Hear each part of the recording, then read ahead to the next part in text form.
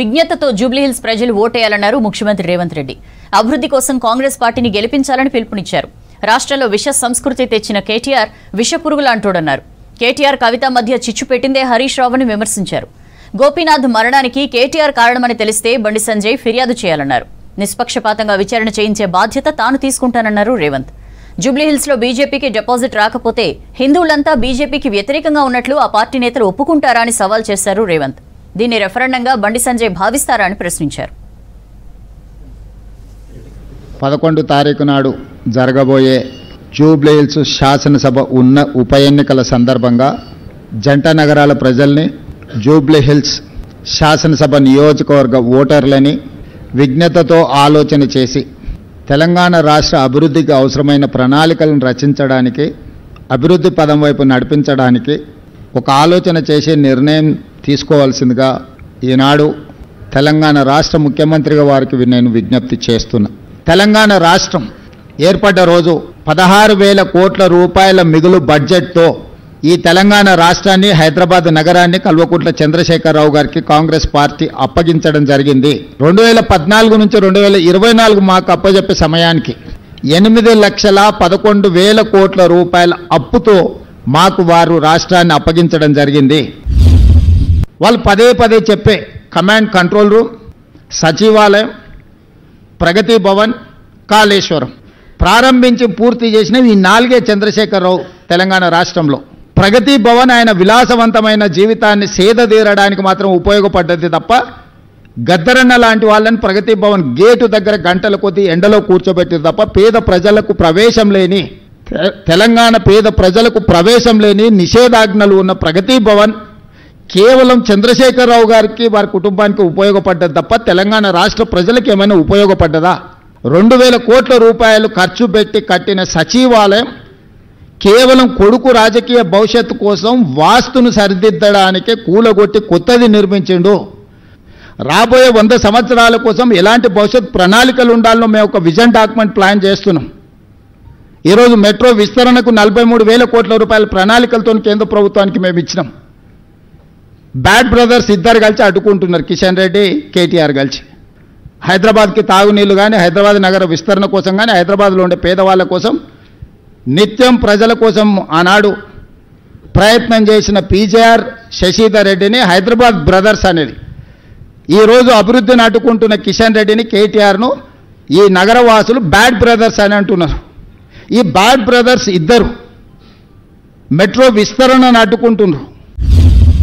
ఏందయ్యా కేటీఆర్ ఈ నగరానికి తీసుకొచ్చింది ఒక గొప్ప వరం అంటే గంజాయి, డ్రగ్స్. పండగ పూట కూడా దీపావళి పండుగ చుచ్చుబుడ్లు కాల్చుకోవాల్సిన దగ్గర గంజాయి దమ్ము కొట్టాలి, డ్రగ్స్ సేవించాలి. ఈ నగరాన్ని ఒక డ్రగ్స్ అడ్డాగా కేంద్రంగా మార్చిండు కేటీఆర్. కేటీఆర్ అనేవాడు ఒక విషపురుగు, విష సంస్కృతిని తీసుకొచ్చినోడు. గంజాయి డ్రగ్స్ను స్కూల్ పిల్లలకు కూడా స్కూళ్ళ ముందు గంజాయి చాక్లెట్లు స్కూల్ పిల్లలకు అమ్ముకునే పరిస్థితి తెలంగాణ రాష్ట్రంలో వచ్చింది. నేను నిర్దిష్టమైన ఆరోపణ చేస్తున్నా. నువ్వు కలిసి తిరిగిన కేదార్ దుబాయ్లో డ్రగ్స్ మోతాదు మించి చచ్చిపోయినట్టు రిపోర్ట్లు రాలేదా? నీకు అత్యంత సన్నిహితుడు కదా, నీ వ్యాపార పార్ట్నర్ కదా. నీ బావమర్ది ఫామ్ హౌస్లో దొరికిన వాడు డ్రగ్స్ కొకైన్ తీసుకొని దొరికింది నిజం కాదా? నోట్లకెళ్ళి మాట వస్తలేదు, ఏదో ఒకటి మాట్లాడతాడు, పారిపోతాడు. డ్రగ్స్ అప్లికే చేసిందా, రా చూసుకుందాం అన్నాడు. ఎంటికలు ఇస్తా, పేగులు ఇస్తా, కార్జం ఇస్తా, కాకరకాయలు ఇస్తా అని చెప్పిండు. ఓకే అని నేను విశ్వేశ్వరుడు అమరూళ్ళ స్థూపం రాగానే పారిపోయి సినిమా వాళ్ళ గెస్ట్ హౌస్లో దాచుకున్నాడు. బయటకు వచ్చిందా, కోర్టుకు పోయి స్టే తెచ్చుకున్నాడు మాట్లాడొద్దని. కేటీఆర్ని ఎందుకు సీరియస్గా తీసుకుంటురా? కేటీఆర్ అనేటోడు మామూలుగా అడ్డ మీద ఉంటారు చూడు, ఏది పడితే అది మాట్లాడేటోళ్ళు, అంటే ఏం మాట్లాడతారో వాళ్ళకు కూడా తెలియదు. అట్లాంటోడు దానికి హరీష్ పెట్రోల్ పోతున్నాడు. వీని పిచ్చోని చేసేస్తే అయిపోతుంది. ఇక కవితను ఎలాగోతున్నాం, వీని పిచ్చోని చేసి ఊరి మీద తిప్పితే వీడే బట్టలు చించుకొని తిరుగుతాడు.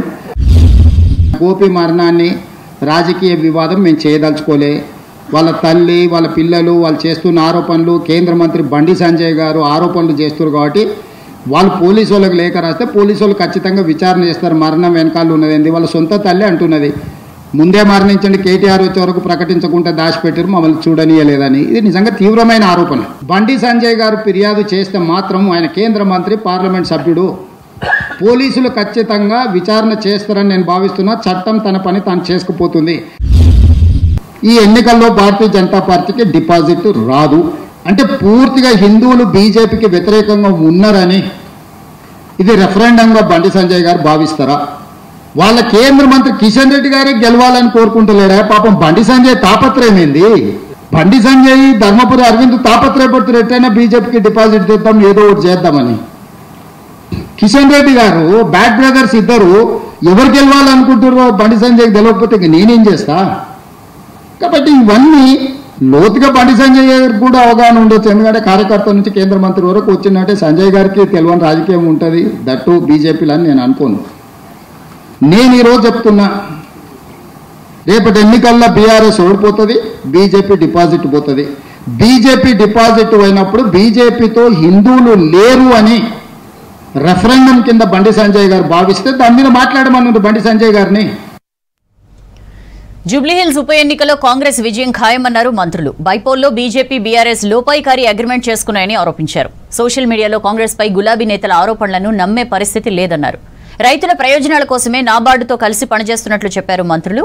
పత్తి అమ్మకాలకు స్లాట్ బుకింగ్ చేయాలన్న కేంద్రం నిర్ణయం దారుణమన్నారు కాంగ్రెస్ నేతలు.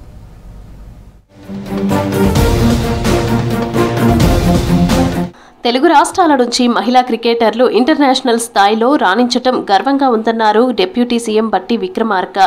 మహిళా క్రికెటర్ల విజయాలు దేశంలో యావత్ యువతకు ప్రేరణ ఇస్తుందన్నారు. తనను కలిసేందుకు ప్రజాభవన్ వచ్చిన అరుంధతి రెడ్డిని డిప్యూటీ సీఎం బట్టి విక్రమార్క అభినందించారు. జూబ్లీహిల్స్ ఉప ఎన్నికల్లో ప్రచారం చేశారు మంత్రి Vivek Venkataswamy. State ex service men wing chairman రాజేంద్రన్తో కలిసి షేక్పేట్లో క్యాంపెయిన్ నిర్వహించారు. నాడు కాకతో పనిచేశానని, నేడు వివేక్తో కలిసి పనిచేస్తున్నానని చెప్పారు రాజేంద్రన్. జూబ్లీహిల్స్ ప్రజలు కాంగ్రెస్ అభ్యర్థి నవీన్ను గెలిపించాలని కోరారు. రైతుల ప్రయోజనాల కోసం ప్రభుత్వంతో కలిసి పనిచేయాలని నాబార్డు అధికారులను కోరారు మంత్రి తుమ్మల నాగేశ్వరరావు. నాబార్డుతో కలిసి ప్రభుత్వం చేపడుతున్న కార్యక్రమాలను సీజీఎంతో కలిసి రివ్యూ చేశారు. గ్రామీణ అభివృద్ధి కోసం micro irrigation scheme funds release, ప్రాథమిక సహకార సంఘాల అంశాలపై చర్చించారు. గ్రామీణ మౌలిక సదుపాయాల అభివృద్ధి నిధి కింద ఈ ఆర్థిక సంవత్సరంలో నాబార్డు 300 కోట్లు తెలంగాణకు కేటాయించినట్లు అధికారులు వివరించారు. బీజేపీ బీఆర్ఎస్ మధ్య లోపాయికారి ఒప్పందం ఉందని ఆరోపించారు మంత్రి పొన్నం ప్రభాకర్.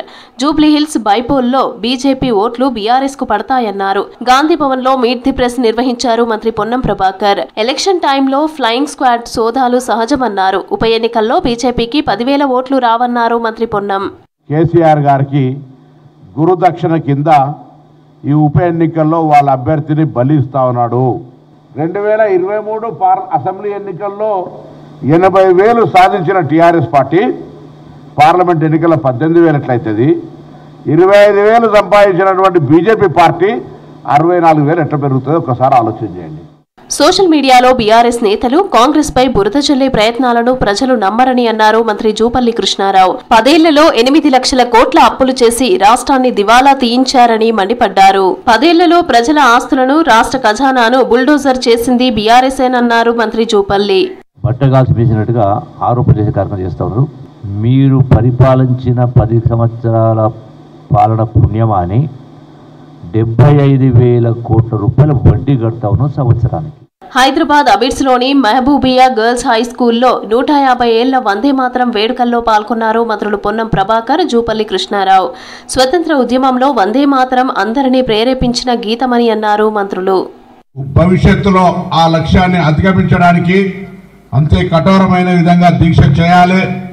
ఆ పాటలో ఉన్నటువంటి, ఆ గీతంలో ఉన్నటువంటి అర్థము, ఆనాటి ఉద్యమ స్ఫూర్తి, ఇవన్నీ అవగతం చేసుకొని జీవితంలో ఒక ఉన్నతమైనటువంటి స్థానానికి ఎదగడానికి ఉపయోగపడాలి.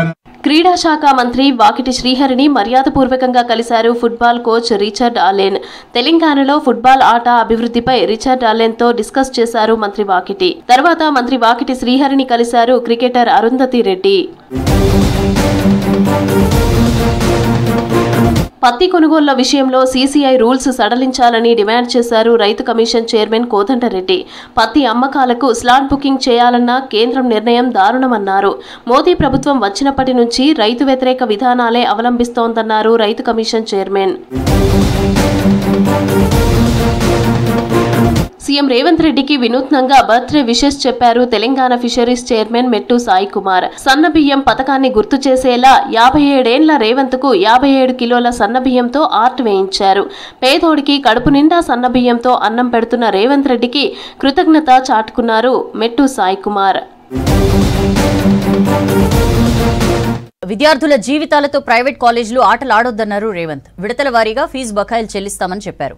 ఇటు డిప్యూటీ సీఎం భట్టి విక్రమార్కతో భేటీ అయిన కాలేజ్ యాజమాన్యాలు బకాయిలు చెల్లించాలని కోరారు. 3 రోజుల్లో 600 కోట్ల విడుదలకు సర్కార్ అంగీకారం తెలిపింది. దీంతో ప్రైవేట్ కాలేజీలు బంద్ను విరమించుకున్నాయి.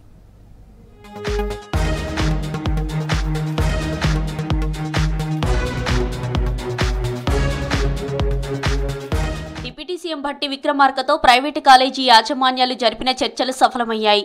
3 రోజుల్లో 600 కోట్ల విడుదలకు ప్రభుత్వం హామీ ఇచ్చింది. దీంతో బంద్ను విరమిస్తున్నట్లు కాలేజీ యాజమాన్యాలు ప్రకటించాయి. రేపటితో ప్రైవేటు కాలేజీలు తెరుచుకోనున్నాయి. ప్రైవేటు కాలేజీలు మొత్తం 1500 కోట్ల బకాయిలు చెల్లించాలని కోరాయని, ఇప్పటికే 600 కోట్లు విడుదల చేశామని, మరో 600 కోట్లు 3 రోజుల్లో చెల్లిస్తామని చెప్పారు. మిగిలిన 300 కోట్లు త్వరలోనే క్లియర్ చేస్తామన్నారు భట్టి విక్రమార్క. కళాశాల యాజమాన్యాలు ముఖ్యంగా వారి అసోసియేషన్ ఫాతి సంబంధించి వారందరితో కూర్చొని వారికి గతంలో చెప్పినట్టు 1200 కోట్లకు సంబంధించి 600 కోట్లు గతం రిలీజ్ చేశాం. ఇంకో 600 కోట్లు రిలీజ్ చేయమని అడిగారు. ఈ నెలలో దానికి సంబంధించి వెంటనే 2-3 రోజుల్లో వాటి పరిష్కారం చేస్తాం.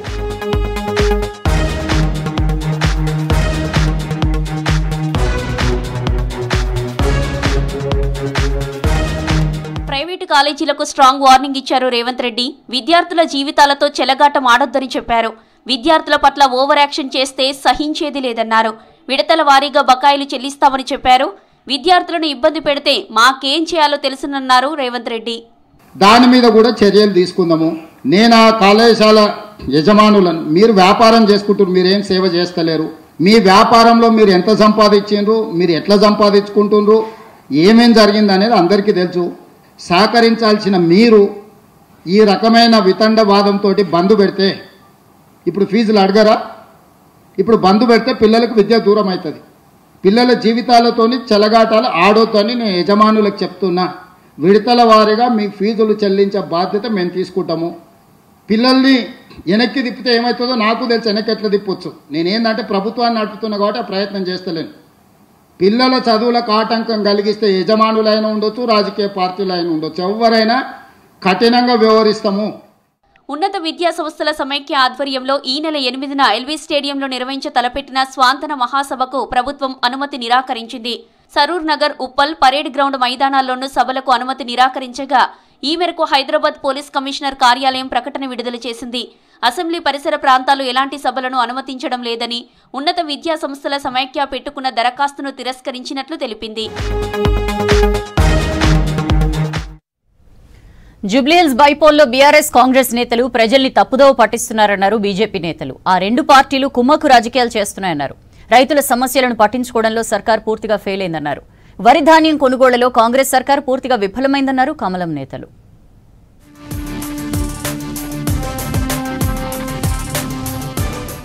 వందే మాత్రం కేవలం గేయమే కాదని భారతీయుల జీవన జ్యోతి అన్నారు బీజేపీ రాష్ట్ర అధ్యక్షులు రామచంద్రరావు. కేంద్ర మంత్రి కిషన్ రెడ్డి దేశ స్వాతంత్ర్య సమరానికి ప్రేరణ ఇచ్చిన శక్తిగా వందే మాత్రం నిలిచిందన్నారు. బానిస సంఖ్యలను తెంచేందుకు వందే మాత్రం స్ఫూర్తినిచ్చిందన్నారు. బ్రిటిషర్లపైనే కాదు, నిజాం రజాకార్లపై పోరాటంలోనూ వందే మాత్రం నినాదం కీలక పాత్ర పోషించిందన్నారు రామచంద్రరావు. 150 సంవత్సరాలు పూర్తి చేసిన వందే మాత్రం గేయం నేను ఒకటే కోరుతా ఉన్నాను, ఇక్కడ ఉన్నటువంటి చిన్నారులకు కానీ ఈ రాష్ట్ర యువత మనం వందే మాత్రం అనేటటువంటి మహత్వాన్ని మనం తెలుసుకోవాలి.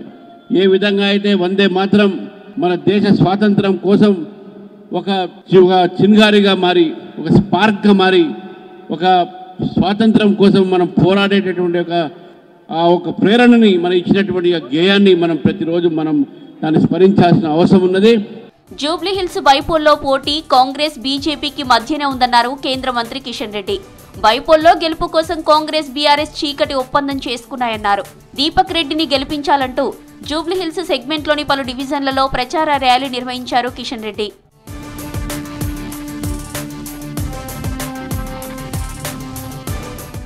జూబ్లీహిల్స్ బైపోల్ ప్రచారం నుంచి బీఆర్ఎస్ గాయమైందన్నారు బండి సంజయ్. ఇక మాగంటి గోపీనాథ్ డెత్ మిస్టరీని బహిర్గతం చేయాల్సిన అవసరం ఉందని డిమాండ్ చేశారు బండి సంజయ్. కానీ బీఆర్ఎస్ పార్టీ ఇప్పుడు వాళ్ళ లొల్లి స్టార్ట్ అయింది. మాగంటి గోపీనాథ్ ఆ తల్లి ఏదో ప్రిపేర్ అయి చెప్పినట్లేదు, ఆమె ఆవేదన బయటకు వస్తున్నది. ఆమె చదువుకున్న ఆమె తల్లి డైరెక్ట్ కేసీఆర్ కొడుకు పేరు చెప్పింది. నా కొడుకు మరణము ఒక మిస్టరీ అన్నది. ఏంది అది? మాగంటి గోపీనాథ్ గారు ఆస్తులు ఎన్నున్నాయి, ఎవరి పేరు మీదకి ట్రాన్స్ఫర్ అయినాయి, ఎట్లా ట్రాన్స్ఫర్ అయినాయి, గొడవ ఎక్కడ జరిగింది, వాళ్ళ తల్లి గారు కానీ వాళ్ళ భార్య కానీ వాళ్ళ కొడుకు చెప్పేటువంటి ఆరోపణల మీద విచారణ చేసే దమ్ము రేవంత్ రెడ్డి సర్కార్ ఉందా? ధాన్యం కొనుగోలు విషయంలో రాష్ట్ర సర్కార్ విఫలమైందన్నారు బీజేపీ ఎంపీ అరవింద్. కేంద్రం అన్ని ఇస్తున్నా ధాన్యం మొక్కలు కొనడంలో రాష్ట్ర సర్కార్ ఫెయిల్ అయిందన్నారు. జూబ్లీహిల్స్ లో డ్రగ్స్ దందాన్ని పెంచి పోషించిన బీఆర్ఎస్ ఏం ముఖం పెట్టుకుని ఓట్లు అడుగుతుందని ప్రశ్నించారు ఎంపీ అరవింద్. ప్రతి వ్యవస్థని కేసీఆర్ నాశనం చేసింది. ఇప్పటప్పట్లో రికవర్ అవ్వడము, అది కూడా కాంగ్రెస్ ప్రభుత్వాలలో కావడము నాకు మాత్రం నమ్మకం తక్కువనే. నల్ల ముఖం వేసుకొని తిరుగుతుంది. ఇప్పుడు ఏ ముఖం పెట్టుకుని ఎలక్షన్లలో వీళ్ళు ఓటాడుతారో కలవకుంటూ వాళ్ళకి తెలియదు. జూబ్లీ హిల్స్ లో డ్రగ్స్ తప్ప ఏం పెంచలే. ముస్లింల వాటి కోసం ఒక టోపీ పెడతాడు. బతుకున్న ముస్లింకి ఏం చేస్తారో పోయి చెప్పంటే చచ్చిపోయిన బొందులు కట్టిస్తాడు. నువ్వు 10 ఏళ్ళు గవర్నమెంట్లు ఉన్నావు కదా, ఎందుకు వేయలేదురా పోయి మరి ఇప్పుడు దాన్ని ఇష్యూ చేసుడు. జూబ్లీహిల్స్ బైపోల్ ఎన్నికల ప్రచారానికి మరో 3 రోజులే సమయం ఉంది. దీంతో తన ప్రచారాన్ని మరింత ముమ్మరం చేసింది కమలం పార్టీ. మళ్లీ ఒక్కసారి ఛాన్స్ ఇవ్వాలంటున్న కాంగ్రెస్ ను నమ్మవద్దన్నారు కమలం నేతలు. బీహార్ వలసలకు ప్రధాని మోదీ, సీఎం నితీష్ కుమారే కారణమన్నారు ఎల్ఓపీ రాహుల్ గాంధీ. హర్యానాలో లాగే బీహార్లోనూ ఓట్ చోరీతో గెలిచేందుకు కుట్ర చేస్తున్నారని ఆరోపించారు. 20 ఏళ్లుగా సీఎంగా ఉన్న నితీష్ వలసల్ని ఆపలేకపోయారని విమర్శించారు. బీహార్లో పేదరికం, నిరుద్యోగం తగ్గాలంటే ఎన్డీఏను ఓడించాలని పిలుపునిచ్చారు కాంగ్రెస్ నేతలు.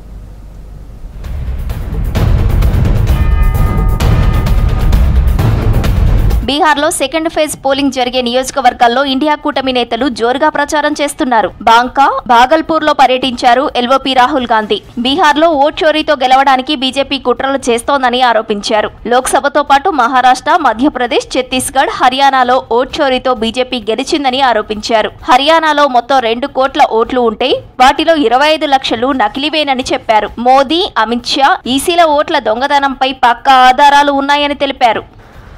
बिहार में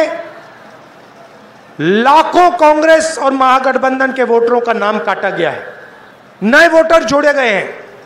हमें आखिरी मिनट तक वोटर लिस्ट नहीं मिलती. हरियाणा का चुनाव चोरी हो गया, मगर बिहार की जनता, बिहार का युवा, बिहार का जनरेशन जी यहां पे वोट चोरी नहीं होने देगा. దేశంలోని యువత రీల్స్ చూస్తూ ఉండాలని మోదీ సర్కార్ కోరుకుంటోందన్నారు రాహుల్. మీరు రీల్స్ చూస్తూ కూర్చుంటే మోదీ దోస్తైన అంబానీ జేబులోకి డబ్బులు చేరుతున్నాయని చెప్పారు. ప్రజా సమస్యలపై ప్రభుత్వాన్ని ప్రశ్నించకుండా చేసేందుకు రీల్స్ అనేది కొత్త రకం బానిసత్వం అన్నారు. भाइयों और बहनों, ये जो इंस्टाग्राम है, फेसबुक है, रील्स हैं, ये आपके ध्यान को भटकाने का तरीका है. ये आपके ध्यान को इधर उधर ले जाने का तरीका है. भाइयों और बहनों, इंस्टाग्राम, फेसबुक, रील ये 21वीं सदी का नशा है. సీఎంగా 9 సార్లు ఎన్నికైన నితీష్ కుమార్ బీహార్ కు చేసిందేమీ లేదన్నారు ఏఐసీసీ చీఫ్ మల్లికార్జున ఖర్గే. 20 ఏళ్లు అధికారంలో ఉన్నప్పటికీ రాష్ట్రంలో వలసలు ఆపలేకపోయారని విమర్శించారు. వలసలు ఆగి నిరుద్యోగం తగ్గాలంటే ఎన్డీఏను ఓడించాలని పిలుపునిచ్చారు ఖర్గే. 9 बार चीफ मिनिस्टर का ओथ लिए, किए क्या? यहां से गरीब भाग रहा है बॉम्बे को, यहां से भाग रहा है अहमदाबाद को, हर जगह भाग रहा है. 20 साल तुम्हारे हाथ में हुकूमत होने के बाद भी आप ये पलायन रोक नहीं सके. బీహార్లో అదానీ కంపెనీలకు ఎన్డీఏ సర్కార్ అప్పనంగా పేదల భూములు కట్టబెడుతోందని ఆరోపించారు కాంగ్రెస్ నేత పవన్ ఖేరా. ₹1 ఎకరం చొప్పున 1050 ఎకరాల భూమిని ఇచ్చారని చెప్పారు. మోదీ, నితీష్ డబుల్ ఇంజన్ పాలనలో 62,000 కోట్ల రూపాయల విద్యుత్ కుంభకోణం జరిగిందన్నారు. अब जब ये घोटाला रोज नई परतें खुल रही हैं अदानी के इस प्रोजेक्ट पे, तो ये भी पता चला आर.के. सिंह के द्वारा कि ये 25 साल के लिए प्रोजेक्ट चलेगा और हर साल गौतम अदानी 25,000 करोड़ कमाएगा. బీహార్ ఫస్ట్ ఫేజ్ ఎలక్షన్స్ లో ప్రభుత్వంపై వ్యతిరేకత బయటపడిందన్నారు కాంగ్రెస్ నేత ప్రమోద్ తివారీ. అధిక ఓటింగ్ శాతం అనేది ప్రభుత్వ వ్యతిరేకతకు నిదర్శనమని చెప్పారు. బీహార్ అసెంబ్లీ ఎన్నికలతో దేశంలో కొత్త రాజకీయ విప్లవం రానుందన్నారు. జూబ్లీహిల్స్ ప్రచారంలో ఫేక్ వార్తల మీదే బీఆర్ఎస్ నాయకత్వం ఆధారపడుతోంది. పూటకో ఫేక్ క్లిప్ ను గులాబీ ఫేక్ టీమ్స్ ప్రచారంలో పెట్టి జనం నమ్మేస్తారని ఫీల్ అవుతున్నాయి. ఓవైపు మంత్రులంతా కాంగ్రెస్ అభ్యర్థి నవీన్ యాదవ్ గెలుపు కోసం విస్తృతంగా ప్రచారం చేస్తుంటే, అదే మంత్రులు బీఆర్ఎస్ అభ్యర్థి కోసం ప్రచారం చేసినట్లు రాసేసుకుని ఫేక్ క్లిప్పులు తయారు చేస్తోంది BRS fake team. BRS media వేదికలకు జనంలో విశ్వసనీయత లేకపోవడంతో V6 వెలుగు లోగోలను మాత్రమే గులాబీ ఫేక్ టీమ్స్ వాడుకుంటున్నాయి. తాజాగా మంత్రి తుమ్మల నాగేశ్వరరావు మీద ఫేక్ క్లిప్ ఒకటి ప్రచారంలో పెట్టింది. దీనిపై మంత్రి తరఫున పోలీసులకు ఫిర్యాదు చేశారు. కేసు నమోదు చేసిన పోలీసులు దర్యాప్తు చేస్తున్నారు. ఓవైపు మాగంటి గోపీనాథ్ మృతి సమయంలో కేటీఆర్ తీరు వివాదం కావడం, చివరి చూపు చూడనివ్వకుండా తమను అడ్డుకున్నారని మాగంటి కన్నతల్లి ఆవేదన వ్యక్తం చేయడం కలకలం రేపుతోంది.